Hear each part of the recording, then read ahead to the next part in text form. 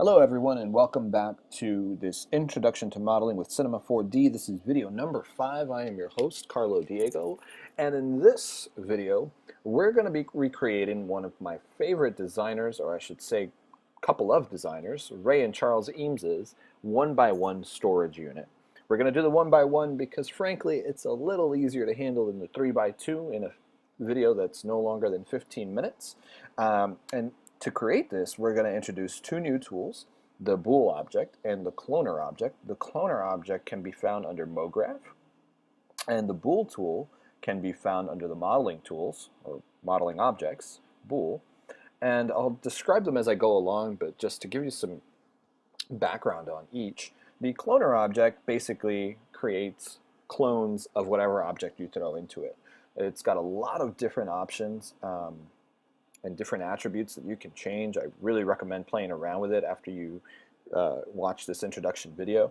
And the Boole tool basically takes one shape and subtracts it from another. So quick example, we can make two spheres, throw both of these into the Boole object, and then if we select the second one and kind of move it out of the way, you see that it's taking one sphere and subtracting it from the other. So there's one, there's the other.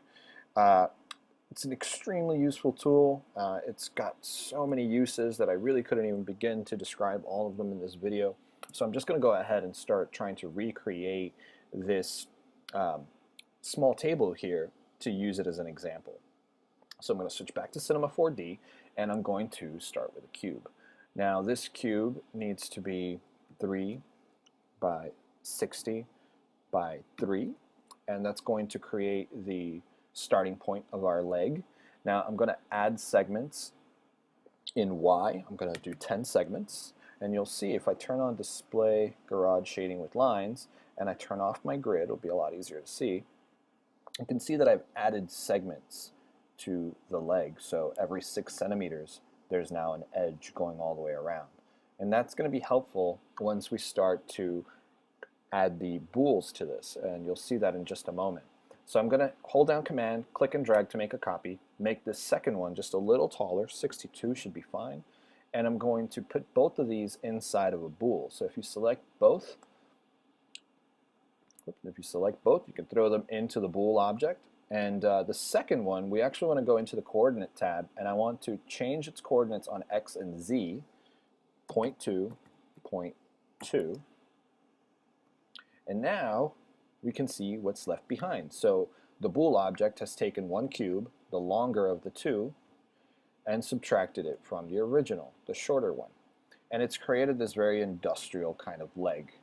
If you're familiar with this piece, if you're ever at the MoMA store, I'm sure you've seen the Eames storage unit.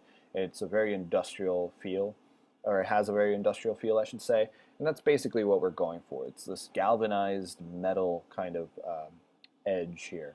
So this is going to serve as the basis of our leg, but now we need to make those holes that were in the leg. So let's grab a cylinder. Let's select the cylinder, go into the object mode, change its orientation to +Z, that'll lay it flat. Let's change the radius to like a 1.5, no, let's do a 1. It might still be too much. Let's change the height of it to 5 because we don't need it to be that long, and let's hit the letter O to zoom into it. So yeah, that's way too wide. Let's actually do like a 0.5, and that should be about right. So we want to use this cylinder to cut out holes inside of our leg, but before we do so, instead of copying this and distributing it ourselves manually, we're going to go into MoGraph and get a cloner. Throw this cylinder into the cloner, and then select the cloner and go to its attribute tab, and now we can see that it's distributing them in Y space. However, we want a total of maybe 10, and we want them to fit inside of our legs. So let's just move those down. Let's change views to one of the side views and zoom in a little. And now we can position these almost centered. So I did 6 centimeters in Y. I have 10 of them all together. And if we switch back to our perspective view, we can now get another boole, throw the leg into the boole and the cylinders into the boole, and now we see that we've cut holes into the leg. So that's great. It's exactly what we wanted. But you see how it's getting really dense here? This cylinder inside of the cloner object has too many segments, and we don't need that much definition on this because it's a very small detail.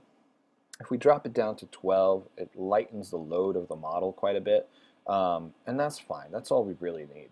So we do need holes on both sides of this, so let's just copy this cloner and let's rotate this one 90 degrees. So letter R for the rotate tool, and we're going to hold down shift to lock it in place every 9 degrees.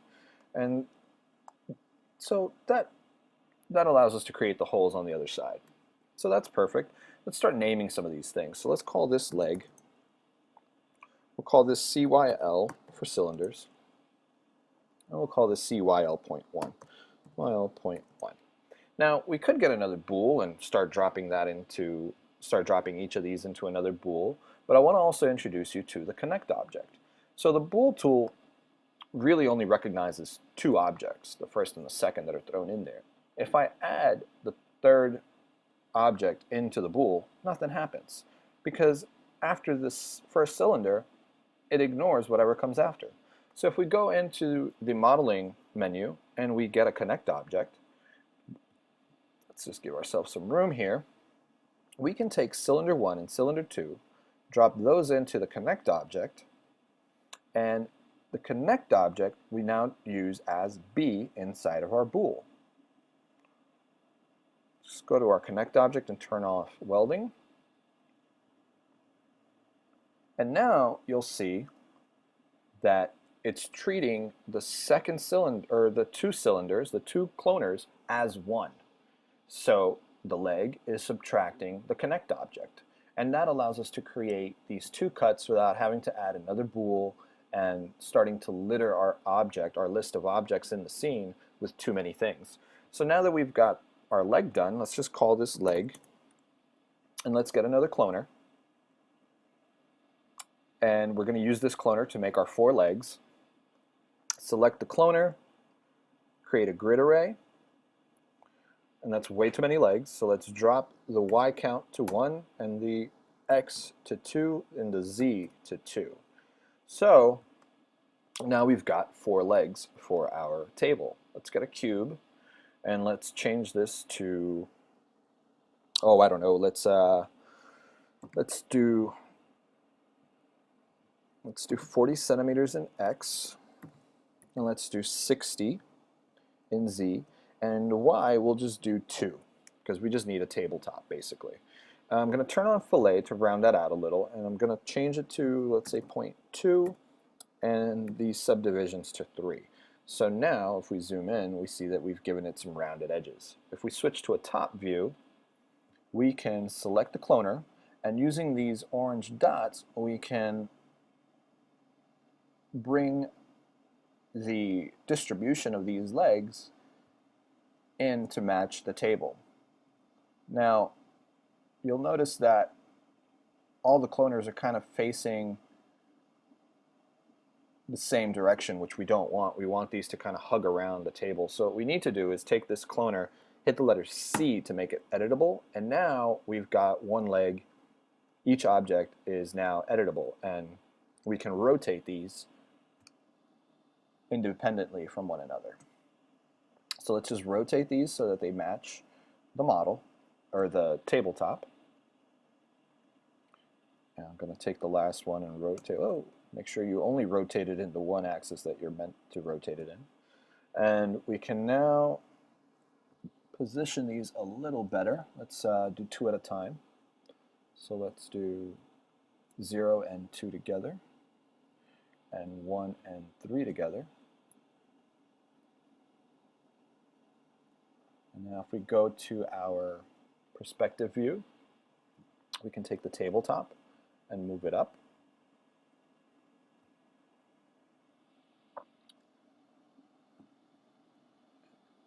And rather than moving the legs around, I can now just make the tabletop a little smaller so that it fits inside of the legs.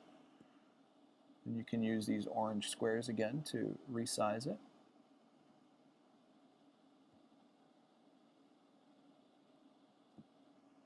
may have to adjust some of these independently.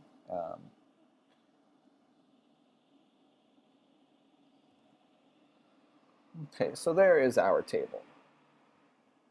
Zoom out a little and we can see that it's maybe a little too tall to be a side table.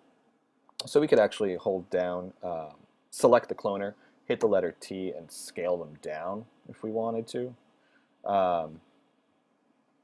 And that's fine, we can do that. We can then take our cube, hit the letter E, move tool, and move it into position. So that puts our table in position, and our leg, this one looks like it could be moved a little bit. I want to just make sure that it's not rotated in a weird angle. So let's just use the arrow tool, move tool, and put it in position. And so there's our table.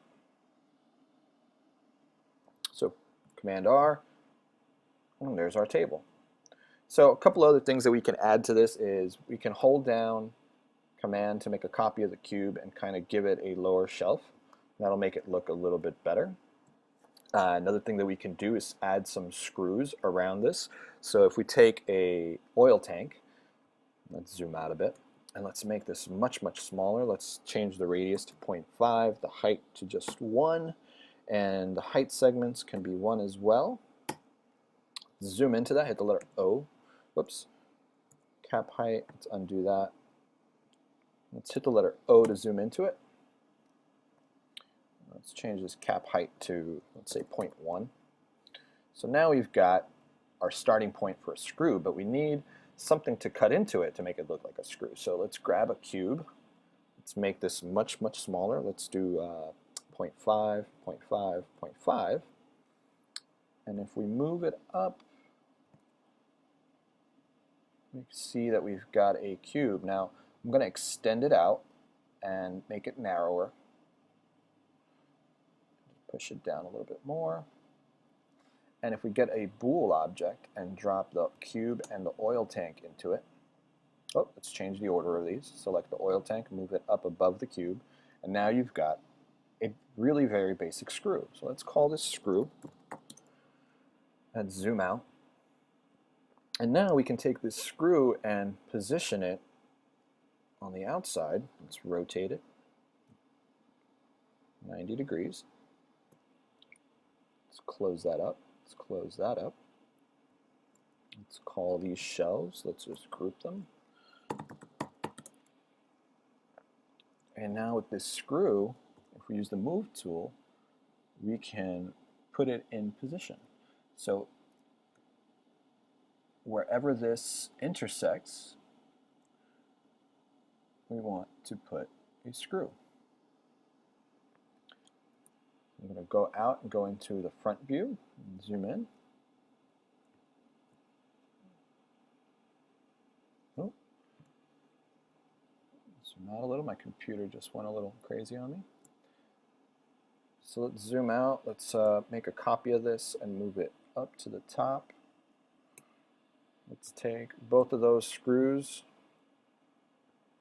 and hold down Command to copy them and move them to the other side. Now they're facing the wrong way, so get the rotate tool, rotate them 180 degrees. And now if we select all 4 of those and go to the front or the right side, we can use the move tool, hold down Command, and click and drag, and now we've copied those to the other leg. And if we zoom out on the perspective view, we now have a nice little detail on our table with screws and everything that needs to be there to create it and make it look a little more realistic and have a little bit of detail. So I'm going to leave it off here. I'm going to let you color it however you see fit. There's a couple of things that we didn't cover in this video, but you can easily do those with some of the tools that we've already covered. You can create this X-shaped support here, and you can also add this panel here. For this X shape, just use 2 cylinders, make them really thin. And for this panel, it's really just a cube, flattened out and made to fit that side. So I challenge you to go ahead and recreate those 2 parts on your own. Then go ahead and upload your renders. You can either save the file or you can just do a quick render and you can do a screenshot of this, Command-Shift-R if you're on a Mac. If you're on a PC, I'm sorry, I'm not exactly sure how to do that.